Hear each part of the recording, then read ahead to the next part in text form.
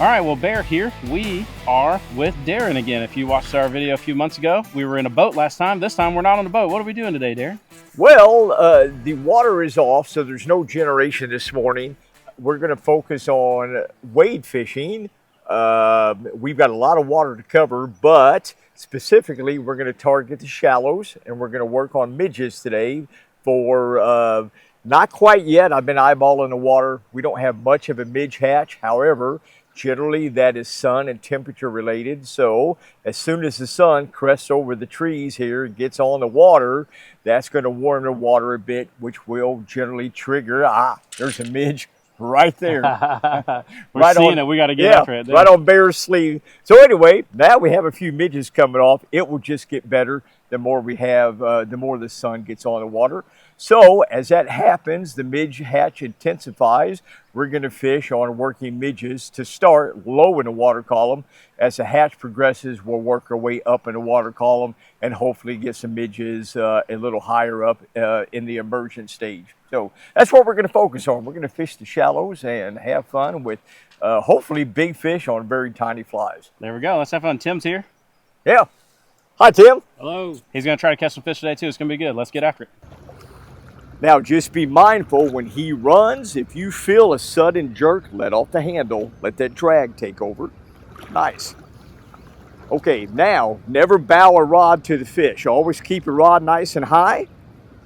Once he gets close, get him on top of the water. Now, you aim for the net. Just swing him right to me. There we go. Oh, very nice. Now, folks, look at this. There's a little number 24 midge, if you can even see that, right? That is the power of small flies. A lot of folks will say, well, how in the world can a trout see a fly so small? Well, let me answer that. Trout have eyes of an eagle. They can see the smallest of bugs. Perfect representation of a little emerging midge. So don't let size fool you. Trout will eat the tiniest of bugs, even large trout. Match the hatch as best as you can, but what I tell folks is normally the skinnier the water, downsize, downsize, downsize. Downsize your leader, your indicator, downsize your flies. Trout, they know what's in the water column. They understand midges. They know them very intimately. And if you can imitate as close to what they actually see every day and feed on, you'll be much more successful. There you go. Well, landed the first one, Tim. There we go. Just jumped on the hook there for you.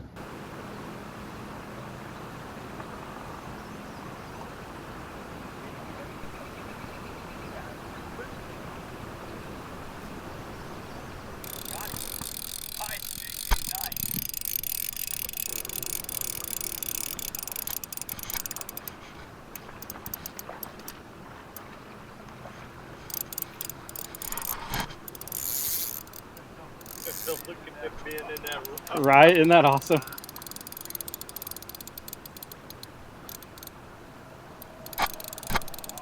Oh, he got off. I was trying to play him easy. Right.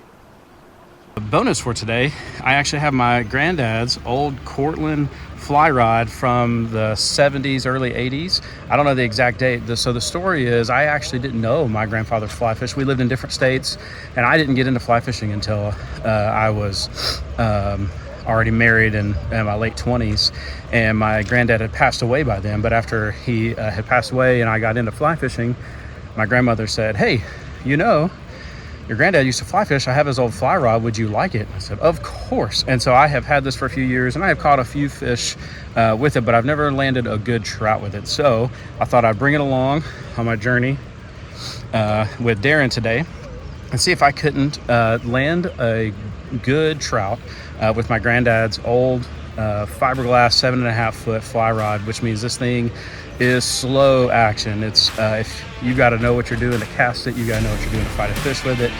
So it'd be a fun challenge. Also a good connection with my granddad who passed when I was younger. Let's see what we do.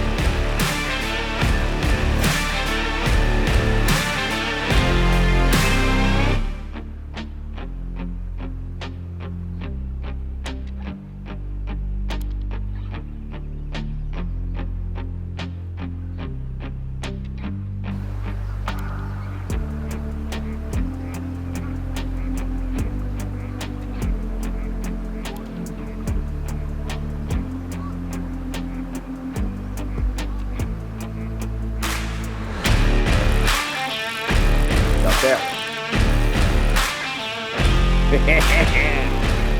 Oh.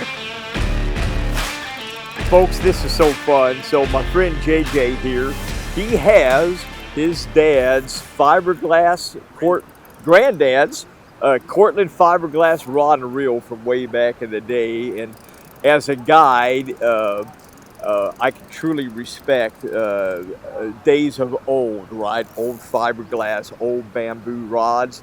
This is so fun to watch this. This rod has a bend like you cannot believe.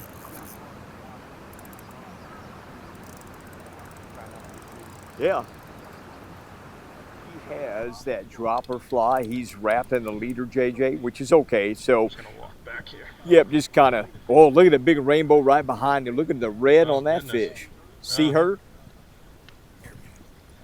That's a hefty fish right there. Well, here's a true testament to why we call these rainbow trout. They are literally every shade of the rainbow.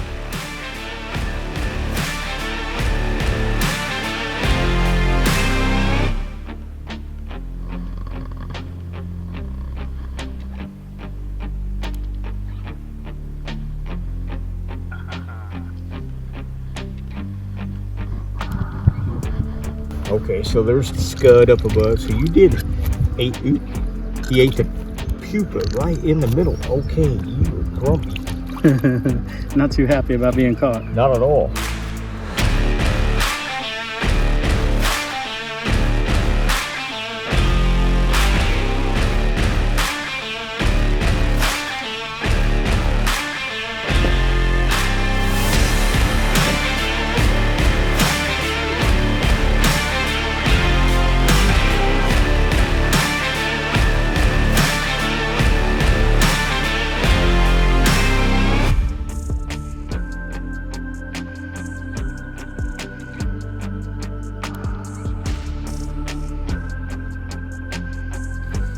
There you go, we've hooked, I mean, probably a couple dozen we've hooked at this point, but we've landed quite a few.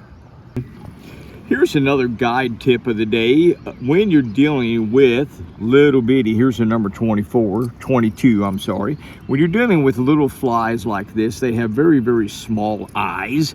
Sometimes it can be very difficult to get your tippet through the eye of the fly. So, if you can see the end of that tippet, rather than cut it straight across with your nippers, cut it at an angle, and that will bevel the end of that tippet, making it much easier to go through the eye of the fly. That's a new one on me. I like that. So here we go. And first shot, I'm in. What a pro. Another one on Granddad's rod there. Fiberglass. Pretty fun. Okay, you got tippet going over. Stop.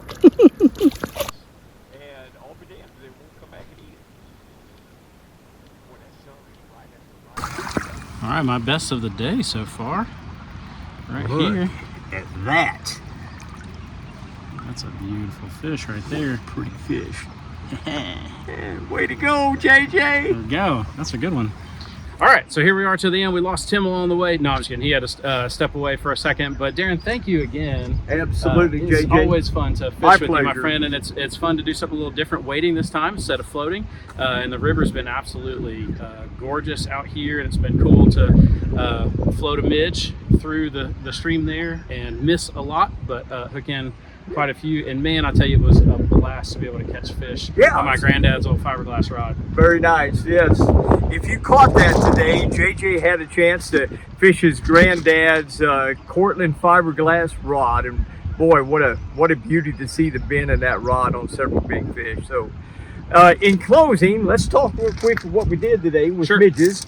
So we had a midge hatch coming off today, and we were fishing the tail out of a riffle, the downstream side where a riffle begins to slow down, and a lot of midges were coming off. So we had a small weighted scud up above, fished on the bottom, which we did catch a few fish on the scud, but we put 16, 18 inches of tippet off the bend, and we put a small number 22, 24 midge emerger And as we would drift down, this swing would happen, and as the current would arc our fly line and lift that midge up higher in the water column, looks just like an emerging midge skating to the surface. And boy, did we have a lot of fun. We had a ton of fun. It was good. We Good caught day. even a couple of really good 16, 18 inch trout that for a guy like me who doesn't get to fish this kind of waters is pretty good. And a lot of fun to do. Again, if you find yourself in the Branson, Missouri area, Mozark Scapes. Mozark Fishscapes. Mozark Fishscapes. Darren Sadler. Yeah. He's the guy you want to fish these waters on. Well, thank for you, sure. JJ. Yeah, absolutely. Appreciate that. Yeah, folks, if you're interested in a small fly midge game, learning midges, no reason to be intimidated. I know they're small. Trout still eat them, even large fish. And if you want to learn how to fish small flies in tail waters and skinny water, give Mozark Fishscapes a call. We'll help you do that. Awesome. Thank you guys for watching. Thanks for liking, sharing, and commenting. And we'll see you on the next one. Have a great day.